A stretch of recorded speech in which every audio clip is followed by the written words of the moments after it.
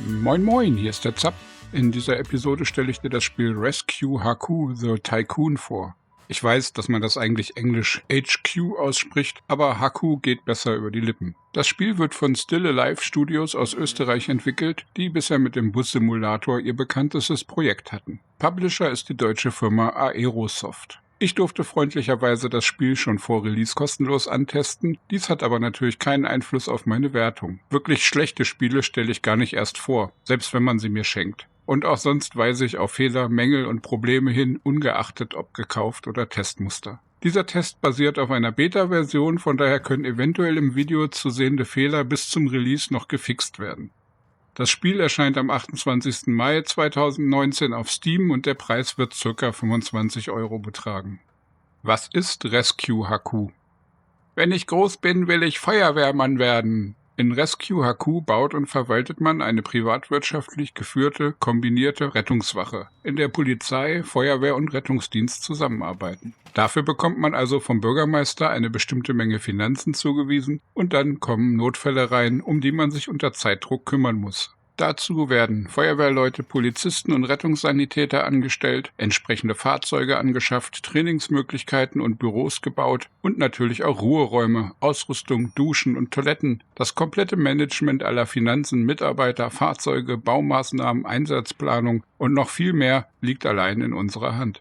Der Aufbauteil ist dabei recht komplex und ähnelt sehr stark bekannten Aufbau-Wirtschaftssimulationen wie zum Beispiel Two Point Hospital, Planet Coaster oder ähnlichen Titeln. Wenn wir einen Notfall erfolgreich absolvieren, bekommt die Wache Geld und Ansehen. Und mit diesen Einnahmen werden dann die Kosten und Löhne bezahlt, Erweiterungen finanziert und für die Ansehenspunkte können wir neue Forschungen freischalten. So wird nach und nach eine immer größere Wache errichtet, mehr Ausrüstung angeschafft, mehr Personal eingestellt und wir können dadurch auch immer komplexere Notsituationen meistern.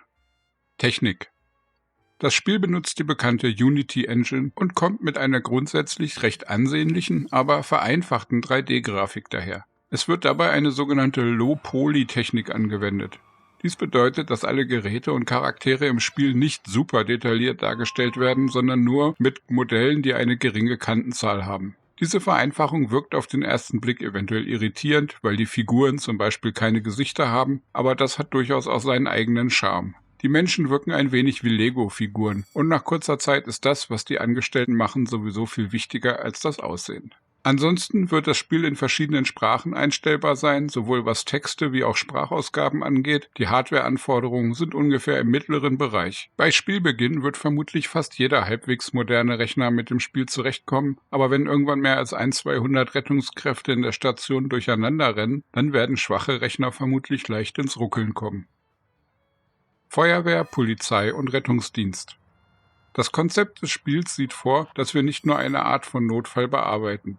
In unserem Gebäude brauchen wir mit der Zeit sowohl Feuerwehr wie auch Polizei und Ambulanz. Wir bekommen dann auch Notfälle aus allen 3 Kategorien, auf die wir mit den passenden Leuten, Fahrzeugen und Werkzeugen reagieren müssen. Und nach einiger Zeit gibt es auch kombinierte Notfälle, die wir nur lösen können, wenn wir kombinierte Truppen aus 2 oder sogar allen 3 Bereichen gleichzeitig losschicken. Szenarios und Umfang.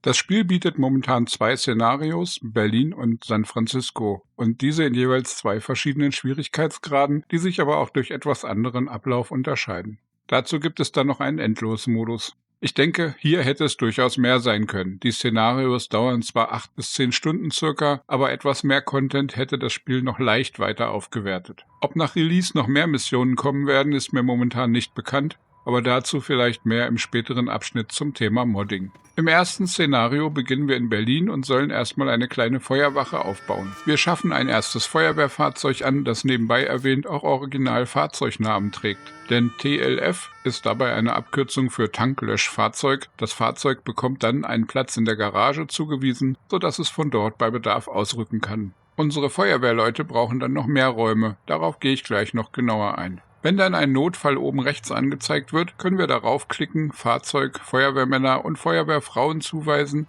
eventuell etwas Ausrüstung mitgeben und sie dann losschicken. Vom eigentlichen Einsatz sehen wir so nichts. Die Truppe rückt aus und kümmert sich dann, je nachdem wie gut wir sie für den Einsatz ausgerüstet haben, um den Notfall. Es wird angezeigt, wie lange der Einsatz dauert und nach einiger Zeit kehrt die Mannschaft wieder zurück. Eventuell mit einer schlechten Nachricht und Imageverlust, aber im Idealfall sind alle Rettungskräfte unverletzt, der Notfall geklärt und wir bekommen etwas Geld und Ansehen gut geschrieben. Diese beiden Währungen können wir dann nutzen, um unsere kleine Rettungswache zu einer großen auszubauen. Räume und Ausrüstung.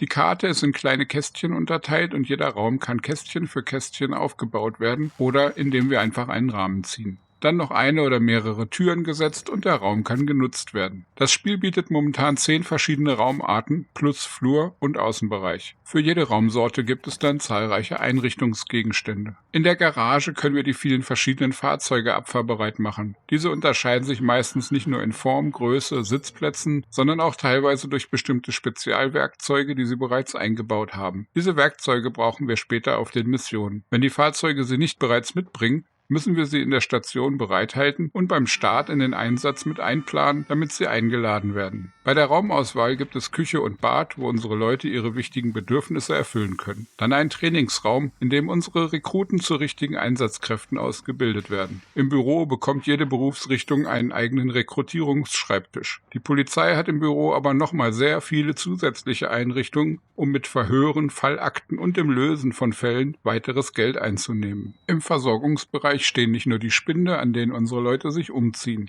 Mit der Anzahl der Spinde wird auch festgelegt, wie viele Angestellte aus den 3 Bereichen Polizei, Feuerwehr und Sanitäter wir überhaupt einstellen können. Hier werden auch die vielen Werkzeuge für Feuerwehr und Polizei aufbewahrt, neu befüllt, gewartet und repariert. Dadurch wird dieser Bereich mit der Zeit zum umfangreichsten von allen. Die Auswahl der Werkzeuge ist enorm vielfältig. Dies geht von einfachen Atemmasken und SWAT-Ausrüstung über Scharfschützen, Equip und Feuerlöscher bis hin zu Drohnen, Bombenentschärfung, Taucherausrüstung und viele weitere. Die Mediziner bekommen dann noch einen Behandlungsbereich. In diesem gibt es sehr viele verschiedene medizinische Geräte. Hier geht das Angebot von einfachen Medizinschränken und Orthopädie über Notaufnahme, Biokontaminationsabteilung, Röntgengerät und Traumabehandlung bis hin zu Intensivstation und Wiederbelebungsabteilung. Und das war noch lange nicht alles. Insgesamt stehen damit für alle 3 Berufe zurzeit 32 verschiedene Ausrüstungsstationen im Angebot. Dazu kommen noch 10 Trainingsgeräte, 6 für drinnen, 4 für draußen. Im Büro gibt es weitere 6 verschiedene Schreibtische für das Personalmanagement und 7 Einrichtungsgegenstände, die den reibungslosen Ablauf des Polizeibetriebs ermöglichen. Und man reicht ja nicht damit aus, alles einmal zu bauen. Manche Geräte werden in großer Anzahl gebraucht, manche nicht so oft. Dies herauszufinden und richtig auszubalancieren ist ein sehr wichtiger Teil des Spiels. Und die Positionierung und Optimierung der Laufwege kommen da natürlich auch noch dazu. Genauso, wie es sich für ein gutes Wirtschaftssimulationsspiel gehört. Damit bietet Rescue HQ bereits jetzt zu Release eine dicke Auswahl an Baumöglichkeiten und für Komplexität ist in diesem Bereich auf jeden Fall gesorgt. Diese vielen Stationen kann man selbstverständlich nicht alle zu Beginn schon bauen, sondern man muss sie nach und nach erst freispielen. Dadurch kann man dann immer komplexere Einsätze erledigen, die dann wiederum auch mehr Ansehen und mehr Geld in die Kasse bringen. Die Fahrzeuge. Ähnlich wie bei den Ausrüstungen in den Räumen gibt es auch bei den Fahrzeugen eine große Auswahl. Insgesamt 22 verschiedene Polizeiwagen, Löschzüge und Krankentransporter stehen im Angebot. Und diese haben sehr oft nicht nur unterschiedliches Transportvolumen für Personen und Ausrüstung, sondern bringen ihrerseits Spezialwerkzeuge mit oder bieten besondere Eigenschaften, die bei manchen komplexeren Einsätzen gebraucht werden. So gibt es nicht nur Tanklöschfahrzeuge und Leiterwagen, sondern zum Beispiel auch ein Feuerwehrfahrzeug mit einem Kranwagen. Bei der Polizei sind nicht nur normale Streifenwagen im Angebot, sondern auch Transporter oder Fahrzeuge für Spezialeinsatzkräfte und Highspeed-Polizeiwagen. Und ebenso gibt es kleine Notarzt-Flitzer, große Krankenwagen und sogar Spezial-LKWs für medizinische Großeinsätze. Die Menschen. Die Angestellten unserer kleinen Notfallwache sind witzig animiert und laufen und wuseln ständig geschäftig durch die Station. Denn auch abseits der Einsätze gibt es immer viel zu tun. Neben so profanen Dingen wie Duschen, Händewaschen, Toilettengang, Ausruhen, Schlafen oder Essen gibt es reichlich Beschäftigung im Leben eines Polizisten, Brandbekämpfers oder Rettungssanis. Erstmal gibt es zahlreiche Trainingsmöglichkeiten, bei denen die Engel in Uniform ihre Fähigkeiten verbessern können. Denn niemand kommt als top ausgebildeter Feuerwehrmann zur Rekrutierung. So müssen wir bereits beim Anstellen unserer Leute auch mit darauf achten, ob sie eventuell bereits Vorbildung haben und besonders, wie ihre Gehaltsvorstellungen sind. Denn da gibt es große Varianzen und wenn man nicht aufpasst, stellt man sich ruckzuck eine Bande von ungeübten, aber enorm teurem Personal an, was dann ein großes Risiko zum Pleitegehen in sich trägt. Mit der Zeit verbessern sich die Fähigkeiten und manche Angestellte bekommen sogar noch Spezialfähigkeiten dazu, sodass diese Leute hinterher bei Einsätzen eventuell als eine Person so gut sind wie 2 oder 3 nicht so gut ausgebildete. Dies spart dann Personalkosten, Platz in den Fahrzeugen und erhöht auch die Chancen auf erfolgreiche Einsätze. Mitarbeiter können auch verletzt werden oder erschöpft sein. Da ist es dann wichtig, dass man bei der Einsatzplanung darauf achtet, diesen Leuten dann die entsprechenden Ruhepausen zu gönnen. Nebenaktivitäten. Manche Arbeiten erledigen die Mitarbeiter automatisch in den Pausen zwischen den Einsätzen. So werden zum Beispiel Feuerlöscher neu befüllt oder Atemgeräte gewartet. Dies passiert vollautomatisch, wenn man die entsprechenden Geräte besitzt und Mitarbeiter gerade keine anderen Arbeiten zu erledigen haben. Es gibt aber auch zahlreiche Situationen, wo man seinen Mitarbeitern noch manuell Arbeiten zuweisen muss, damit alles funktioniert. Verpasst man diese Aufforderungen, fehlen einem eventuell Fahrzeuge oder Werkzeuge beim nächsten Einsatz oder man verliert Möglichkeiten für Zusatzverdienste. Dies beginnt mit den Reparaturen der Fahrzeuge. Diese unterliegen einem Verschleiß bei Einsätzen und zeigen danach mit einem kleinen Hinweis an, dass ihre Haltbarkeit gesunken ist. Manchmal gibt es auch größere Schäden und das Fahrzeug wird sogar zeitweilig unbrauchbar. Dann kann man mit dem grauen Button über dem Fahrzeug einen Mitarbeiter anfordern, der dann eine Reparatur vornimmt. In der Zelle der Polizeiwache muss man Verhöre starten, in der Versorgung die Mitarbeiter dazu bringen, die Ausrüstung zu reparieren und in der medizinischen Abteilung dafür sorgen, dass eingelieferte Patienten untersucht und versorgt werden. Hier heißt es also ständig Ausschau halten nach diesen Nebenaktivitäten. Kümmert man sich nicht genug um diese Dinge, entgehen einem wichtige Einnahmen und es wird viel schwerer, eine positive Bilanz zu halten. Oder im Falle der defekten Ausrüstung kann es vielleicht beim nächsten Einsatz zu Schwierigkeiten kommen, weil dringend benötigtes Werkzeug fehlt oder der Leiterwagen, der gebraucht wird, nicht fahrbereit ist. Finanzen, Wirtschaftssimulation. Rescue HQ arbeitet in einem Wochenrhythmus. Am Ende der Woche werden die Unkosten wie Gehälter, Gebäudekosten etc. abgebucht und wenn die Kasse dann ins Minus rutscht, wird man gefeuert. Also heißt es, eine sorgfältige Finanzplanung zu machen, Kosten zu sparen und möglichst nicht so viele unnötige Anschaffungen zu machen. Auf der anderen Seite aber werden die Anforderungen der Notfälle auch immer komplexer und es werden immer mehr Geräte, mehr Personal und mehr Fahrzeuge gebraucht. Hier bietet das Spiel einige Fallstricke, damit der Weg zur Notfallmanagement-Spitze nicht zu leicht wird. Neben dem Geld ist Ansehen eine wichtige Ressource. Damit schalten wir uns neue Geräte und Fahrzeuge frei, die wir dringend brauchen. Wenn mal ein Notfall hereinkommt, den wir nicht rechtzeitig oder durch mangelnde Ausrüstung gar nicht behandeln können, haben wir die Möglichkeit, den Einsatz an eine andere Notfallwache abzugeben, was unser Ansehenkonto aber auch nach unten treibt. Und wenn der Kassenstand zu knapp wird, haben wir auch die Option, Ansehen in Geld zu verwandeln, was man auch wirklich häufig machen muss. Rescue HQ bietet hier schon eine fordernde Wirtschaftssimulation, die mir sehr zusagt. Es ist nicht ultra kompliziert, aber bietet ein gutes Maß an Komplexität, um nicht langweilig zu werden. Hier ist den Entwicklern eine gute Balance gelungen, denke ich. Und wem es nicht komplex genug ist oder zu komplex, der kann sich dann nach Release sicher bald im Steam Workshop Mods herunterladen, die das Spiel anpassen können. Modding. Rescue HQ ist in der Unity Engine entwickelt worden und wird nach dem Release mit umfangreichen Mod-Möglichkeiten und einer Steam-Workshop-Anbindung kommen. Dadurch können begeisterte Spieler, Bastler und Hobbyprogrammierer das Spiel fast unbegrenzt erweitern. Neue Karten, neue Fahrzeuge, neue Geräte, neue Szenarios, neue Missionen, das alles sollte kein Problem darstellen. Nach Release soll es dann auch von Seiten der Entwickler entsprechendes Infomaterial geben und Anleitungen, wie man neue Inhalte in das Spiel bringen kann. Ich denke, da sollte einer umfangreichen Anpassung und Erweiterung des Spielumfangs nichts im Wege stehen. Und die meisten Spiele, die solche Möglichkeiten bieten, erhalten dadurch eine sehr viel längere Spielbarkeit. Man denke nur, wie viele Mods es für zum Beispiel Skyrim, City Skylines oder Planet Coaster gibt. Modbare Spiele bieten viele Anreize, sie später nochmal herauszuholen und erneut mit anderen Mods zu spielen. Zustand des Spiels. Kommen wir dazu, wie gut die Programmierung und wie stabil das Spiel ist. Die letzten Beta-Versionen in der Woche vor Release liefen bei mir dauerhaft über mehrere Stunden. Natürlich kann das je nach Hardware variieren, aber grundsätzlich ist es solide programmiert. Einige Animationen im Spiel sind noch nicht ganz so perfekt. Am unglücklichsten fand ich da die Position der Figuren im Bett, wenn sie sich ausruhen. Aber auch die G-Animationen sind noch etwas eckig. Hier leistet sich Rescue HQ einige kleinere Schönheitsfehler. Die Aufgaben im Spiel werden vom Bürgermeister gestellt und dieser ist auch mit Sprachausgabe in verschiedenen Sprachen. Die deutsche Sprachausgabe klingt soweit ganz gut, allerdings sind an 2-3 Stellen die Texte etwas merkwürdig gewählt. Hier ist die Wortwahl aber meistens gut. Manchmal allerdings denkt man schon, ups, das klingt aber merkwürdig. Manche Sätze würde wohl niemand in dieser Form in der Realität sagen. Aber das ist Meckern auf hohem Niveau. Ansonsten gab es in der Beta-Version noch kleinere Ungereimtheiten, die hoffentlich bis zum Release noch behoben werden. So gab es zum Beispiel eine K9-Hundeeinheit, die echt teuer in der Anschaffung ist, aber wenn man die Hundestaffel einmal auf Einsatz geschickt hatte, gab es danach keine Hunde mehr und man musste die Station verkaufen und neu kaufen. Das Problem ist den Programmierern aber bekannt und wird hoffentlich noch vor Release behoben. Dann habe ich ein paar Merkwürdigkeiten bei einzelnen Notfällen gesehen, aber das war nichts Gravierendes. Im Großen und Ganzen kann man Rescue HQ einen ziemlich guten Zustand bescheinigen. Es ist in der Beta schon sehr gut spielbar gewesen und wenn die paar kleinen Schönheitsfehler zum Release oder kurz danach ausgebügelt werden, spricht nichts gegen eine Menge Simulationsspaß. Fazit, Meinung, Wertung. Als ich die ersten Screenshots vom Spiel gesehen habe, war ich erst sehr skeptisch. Und Aerosoft hat hier und da auch schon Spiele rausgebracht, die zumindest meinen Geschmack nicht so treffen.